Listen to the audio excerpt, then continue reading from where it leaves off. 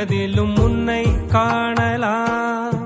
பசி என்று தன் முன் வந்து கையேந்தி கேட்கும் போது தன் உணவை தந்தால் கூட உன்னை காணலாம். உன்னை காண பல கோடி இங்கு